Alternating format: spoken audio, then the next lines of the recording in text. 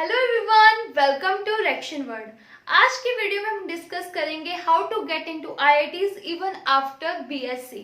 बहुत से बच्चों को लगता है IITs is only meant for engineering, but this is not true.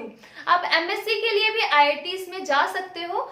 आज की वीडियो में हम देखेंगे कि कौन से कैसे हम आईआईटीज में एमएससी कर सकते हैं, कौन सा टेस्ट होता है, उस टेस्ट के बारे में सारा जानेंगे। सो आईआईटीज में अगर आपको एमएससी करनी है, you have to clear the test that is JAM, Joint Admission Test for MSc in IITs। ठीक है, तो उसके ये कौन से सब्जेक्ट में होता है? तो बेसिकली जो जैम है वो 7 सब्जेक्ट्स में होता है, मतलब आप 7 सब्जेक्ट में अपनी आईआईटी से एमएससी कर सकते हो। कौन कौन से हैं? Mathematical statics, mathematics, economics, chemistry, geology, biotechnology and physics. Right, अब हम इसके बारे में जानेंगे क्या सिर्फ इस टेस्ट के थ्रू आप आईआईटीज में ही एडमिशन ले सकते हो या कहीं और भी ले सकते हो। अभी की वीडियो में मैं डिस्कस करूंगी सारा केमिस्ट्री के बारे में, क्या एलिजिबिलिटी होती है। अगर आपको इन सब्जेक्ट्स की एलिजिबिलिटी देखनी है तो मैंने एक पीडीएफ का लिंक डिस्क्रिप्शन में दे दिया है, तो वहां से जाकर आप चेक कर सकते हो। सो अब केमिस्ट्री के बारे में देखेंगे। क्या सिर्फ आप आईआईटीज में ले सकते हो एडमिशन? ऐसा नहीं है। जैम के थ्रू आप आईआईटीज, एनआईटीज, उसके बाद आईसर्स, देन आईआईसीज बेंगलोर, तो यहाँ पे भी आप एडमिशन ले सकते हो। ठीक है, आईआईटीज और एनआईटीज में तो थ्रू जैम होता है, मतलब अगर आपने जैम क्लियर कर लिया उसके बाद आप सीधा डायरेक्टली एडमिशन ले सकते हो। लेकिन आईसर और आईआईसी बेंगलोर में you have to give the interview also, और कुछ आईसर्स में आपको रिटन टेस्ट भी होता है। ठीक है, तो आपको इन दोनों रिटन टेस्ट होता है कुछ आइजर्स में, और फिर उसके बाद इंटरव्यू राउंड होता है। और ये वाले जो इंस्टीट्यूट्स हैं ये ऑफर करते हैं integrated PhD, MSc MS PhD program integrated offer करते हैं, मतलब बेसिकली 7 ईयर का प्रोग्राम होता है। और आईआईटीज और एनआईटीज में आप सीधा जैम के थ्रू ही एडमिशन लेते हो, जैम क्लियर करते हो, कोई इंटरव्यू नहीं होता, सीधा आपका एडमिशन हो जाता है। उसके बाद आता है कि एलिजिबिलिटी क्या है। एलिजिबिलिटी के बारे में जाने तो उस सबसे पहले 2 तरह टाइप्स की होती है कि मतलब आपको मिनिमम एजुकेशन क्वालिफिकेशन,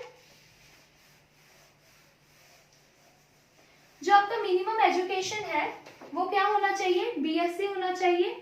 ठीक है, और इसमें जो परसेंटेज है आपकी बीएससी के एग्रीगेट मार्क्स 55% होने चाहिए। This is for general, OBC and EWS. और जो बाकी जो रेस्ट ऑफ द कैटेगरीज है उनको रिलैक्सेशन है 5% की, उसके लिए 50% होना चाहिए। सेकेंड जो इम्पोर्टेंट पॉइंट है वो है मैथमेटिक्स। आपके पास +2 लेवल में मैथ होना चाहिए, और इन केस किसी बच्चे के पास मैथमेटिक्स नहीं था +2 में, मे बी वो +2 मेडिकल से था, तो you have to give the mathematics exam. आप किसी भी मैथ्स का पेपर दे सकते हो, चाहे वो अपने सेंट्रल सीबीएसई बोर्ड का देना चाहते हो वो दे सकते हो, स्टेट बोर्ड का देना चाहते हो वो दे सकते हो।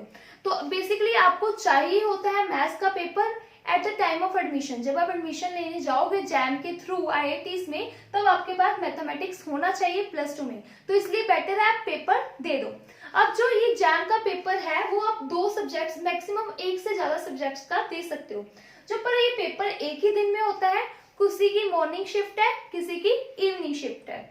अगर मान लो आपने बीएससी नॉन मेडिकल की है तो आप केमिस्ट्री और फिजिक्स दोनों का पेपर दे सकते हो। ठीक है, और इसके लिए जो एज लिमिट है, आप बीएससी अगर 3rd ईयर में हो तभी ये पेपर दे सकते हो, उसके बाद बीएससी के बाद भी ये पेपर दे सकते हो, और इस पेपर के लिए कोई भी एज लिमिट नहीं है। और ये भी है कि आप जितनी बार मर्जी इस पेपर को दे सकते हो, ऐसा नहीं है कि आप सिर्फ 1 बार दे सकते हो या 2 बार दे सकते हो। ओके, अब हम डिस्कस करेंगे इंपॉर्टेंट डेट्स की, क्या क्या इंपॉर्टेंट डेट्स हैं इस पेपर्स में। जो ये पेपर है वो कब होता है? फरवरी में होता है। ठीक है, तो पेपर जो है वो फरवरी में होता है, फरवरी के मंथ में होता है। इसके जो फॉर्म है वो आ जाते हैं सितंबर में फॉर्म आते हैं। पेपर जो है वो फरवरी में होता है, रिजल्ट जो है वो मार्च में आता है। ठीक है। तो ये इंपॉर्टेंट डेट्स आपको सितंबर के फर्स्ट वीक और मे बी सेकेंड वीक से रजिस्ट्रेशन स्टार्ट हो जाती है और अक्टूबर तक रहती है, डिपेंड करता है। उसके बाद आपको फॉर्म चेक करते रहना है जब भी सितंबर में अगर आप देना चाहते हो IIT जैम का पेपर, और फरवरी के फर्स्ट और सेकेंड वीक में इसका पेपर होता है। देन उसके बाद हम बात करते हैं पैटर्न, कि पैटर्न कैसा होता है इस पेपर का। तो पैटर्न की बात करें, ये जो पेपर है वो 3 सेक्शन में डिवाइडेड होता है, MCQ, MSQ and the third one is NAT। तो 3 सेक्शन में डिवाइडेड होता है, MCQ, MSQ एंड NAT। इसमें जो है वो नेगेटिव मार्किंग होती है, ठीक है। इन दोनों सेक्शन में नेगेटिव मार्किंग नहीं होती। MSQ होते हैं मल्टीपल सिलेक्टिव क्वेश्चंस, मतलब एक से ज्यादा भी सही हो सकता है, और NAT होते हैं न्यूमेरिकल आंसर टाइप जिसमें आपको न्यूमेरिक वैल्यू ही देनी होती है। इन दोनों में नेगेटिव मार्किंग नहीं होती, MCQ में नेगेटिव मार्किंग होती है। अब बात करते हैं सिलेबस की। सिलेबस क्या होता है? तो सिलेबस कुछ भी जो आपने अपने BSc में पढ़ा है वही इसका सिलेबस होता है। तो अगर आपने प्रिपरेशन स्टार्ट करनी है तो फर्स्टली आपको सिलेबस अच्छे से देखना है। BSc का जो सिलेबस है वो काफी ज्यादा होता है, इसका सिलेबस कम होता है, लेकिन वही होता है जो आपने BSc से पढ़ा है।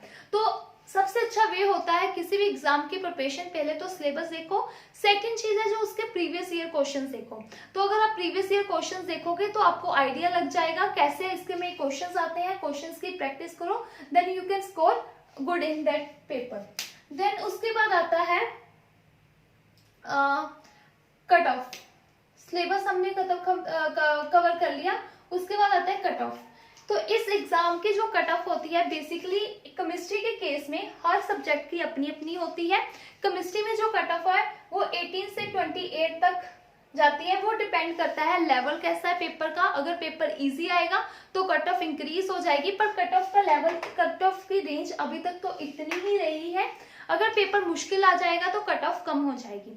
अब क्या इसका मतलब ये है कि अगर आपने कट ऑफ क्लियर कर ली तो आप IITs में या NITs में एडमिशन ले सकते हो?